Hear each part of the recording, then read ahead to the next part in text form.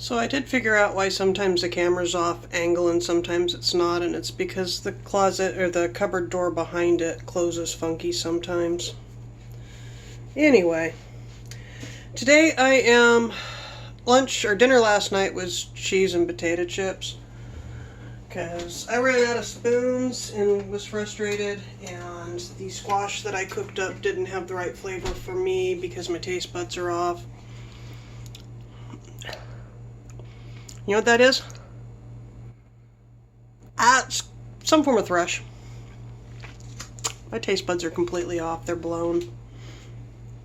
I have immune problems, so thrush is fairly common. Mouthwash for a week and it goes away.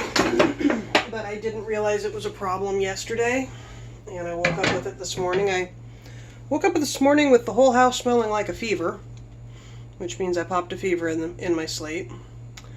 I really need to take a bath. That'll be tonight because I kind of glazed myself in sweat. That happens. Yeah. Hi. So the sausage I was going to eat last night, which is a hot pepper sausage from the Asian grocer. Okay. So I thought it was salami. And as it defrosted, that's definitely not cooked. That's not salami, that's a sausage. It's a very, very firm sausage, but it's a sausage. So the original idea was to slice it up and eat it with cheese, and being not cooked, I ain't slicing it up and eating it with cheese. So today I am slicing it up, putting it in a pan, frying it. When it's cooked, I'll taste it and see what it tastes like, but chances are I'm going to put some beans in there and cook it, and then cook some rice on the side, and that'll be dinner. I'm tired. I am incredibly, incredibly tired. I can't even express the level of exhaustion I'm feeling right now. Half of that is psychological and half of that is physical. So in cutting sausages, I quite frequently cut in the package, the plastic, thus saving mess. You learn these little hacks when you have limited spoons, and I'll show you when I'm done, because no, I'm not going to get plastic in my food. Yeah, this is definitely a raw.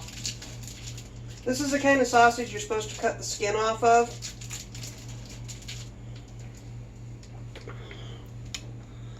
So I've cut it in the package, and all I have to do is go like that every couple of times, and it dumps straight in and the plastic stays. See, I do that all the time. It keeps the cutting board cleaner. It's not clean, but it's cleaner. The Hillshire Farms. This is a really funky. This is gelatin. Okay. This is a really weird sausage. That's what you get when you buy it at the Asian grocer for $1.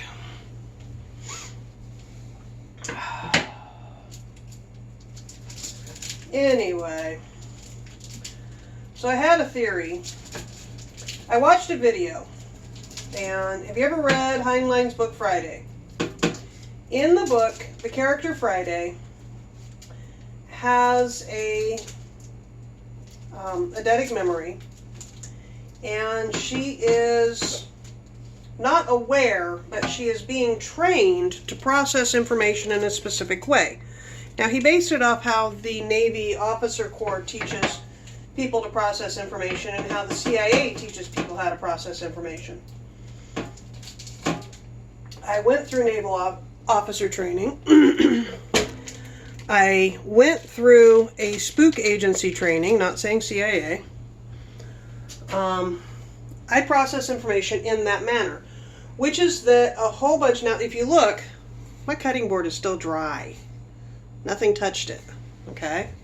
My knife is dirty, my hand is dirty, but my cutting board is dry. I process information in a way that is on a subconscious level quite frequently. So I will take a whole bunch of little random bits and suddenly have a picture of something, suddenly have an idea. And that's what she does in Friday. And I was watching a video on something cooking. I can't go into details right now, but you'll find out about it later. I was watching this video, and my mind went, well, if that's true, then, and just went down a whole list of things that were suddenly not valid. And if they're not valid then, and went back up a whole list of things that become valid, and it's called a paradigm shift. Okay, it's when you've always been taught liberals are retarded. And one day you meet an intelligent liberal and suddenly you go, wait a minute, liberals are intelligent. What just happened? Wait a minute. Okay, that's a far right thought.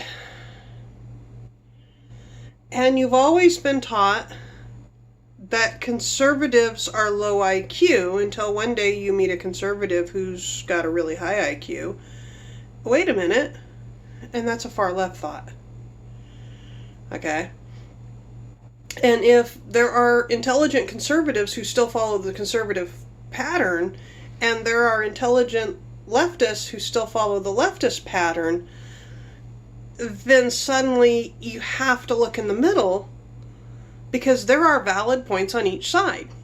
They might not be expressed well, but there are valid points on each side, but there are invalidating points on each side as well. And if an intelligent person has chosen to side with eugenics people, then maybe intelligence isn't sanity. You know? Anyway, where was I going? That was my best example.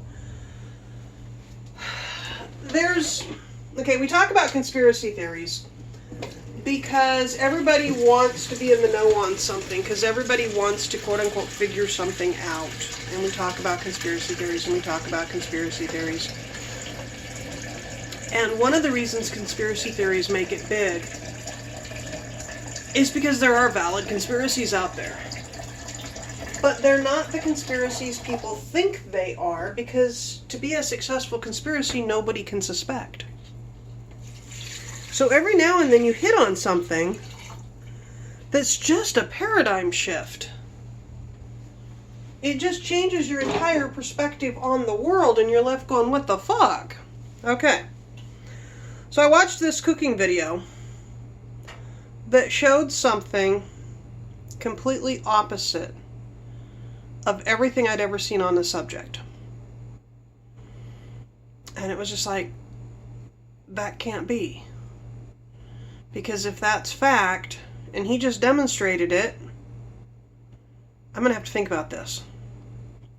And the husband came home and I was like, I need to test this hypothesis because I just watched this video. And he watches the video and he's like, huh. I was like, yeah. If that's fact, he goes, well, that just, whoa. I was like, okay, I need to test this. So we got the stuff. We spent the grocery budget. We got the stuff and we tested the hypothesis. And it's fact.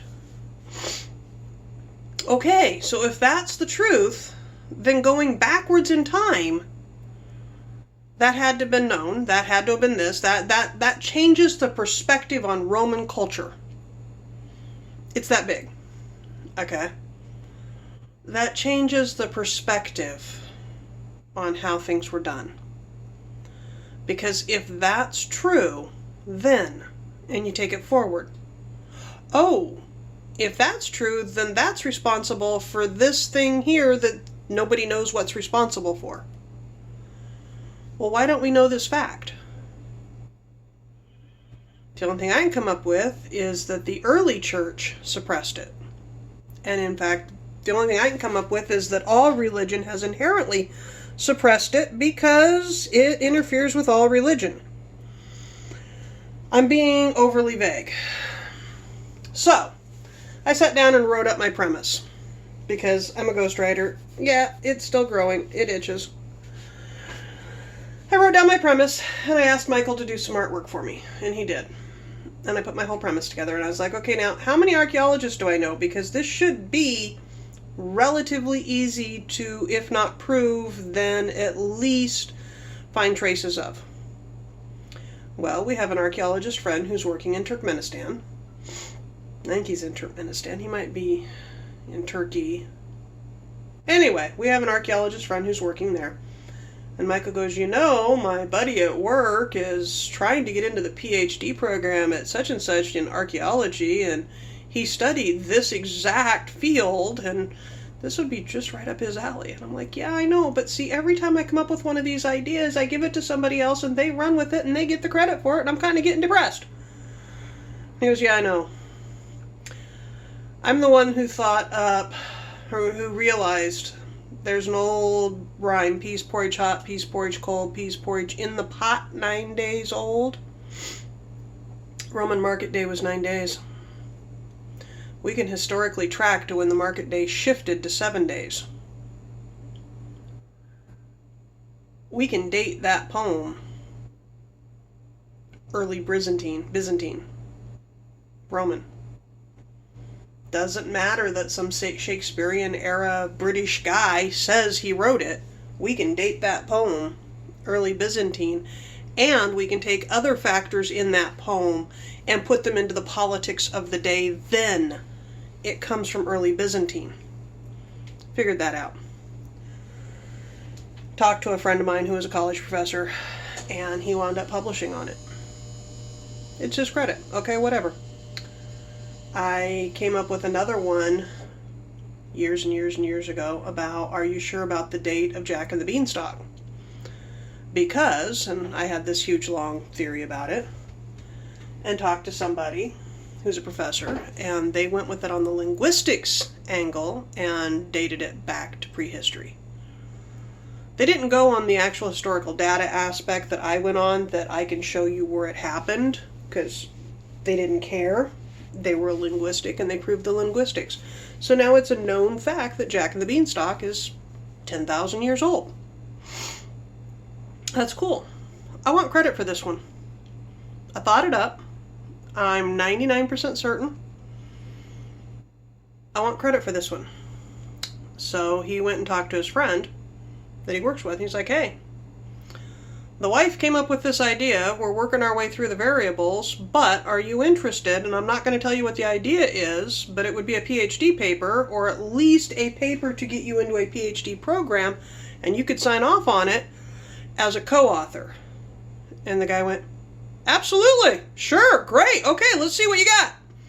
So Michael gave him what I had written up, and came home. He's like, he was really impressed. He just like kept shaking his head and coming back to it, and he was really impressed. And now he's going to do some soft research, not showing his hand, and this is big. He kept coming back to it and telling me all these other points, and you know, the first document in case of this, and the first document in case of that, and the first this and this and this, and we can print this and there, and it's really big. And I'm like, yeah, it changes our understanding. So he is, the archaeologist friend, is going to work up everything needed to do a full formal paper, and I'm experimenting with the easy to experiment stuff, and then running the ramifications through my pattern matching little brain. The sausage doesn't smell good. I am reasonably certain that this sausage is skin and gristle. I don't know if you can see that. Can you see that? It's all skin and gristle. You can't really see the skin and gristle issue. And I can't tip it any further. Let's see if I...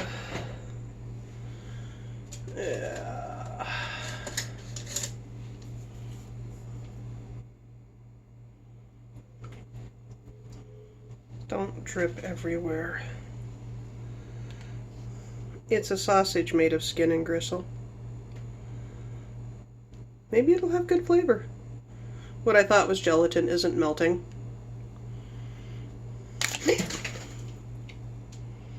It didn't fall in the pot and the stove's not clean enough to save it. That's sad. Anyway. I had somewhere I was going with this at the start and I totally lost it. I'm on my first cup of coffee. I have a really bad headache. There will be beans for dinner. There will be beans and rice for dinner.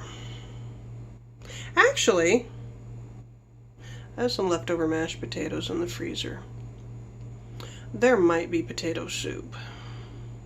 We'll see what this sausage tastes like when it's completely heated up and cooked a bit, you know? Like an hour simmering so that it cooks down and becomes, you know? We'll see what it tastes like and go from there. I'll talk to you later. Bye-bye.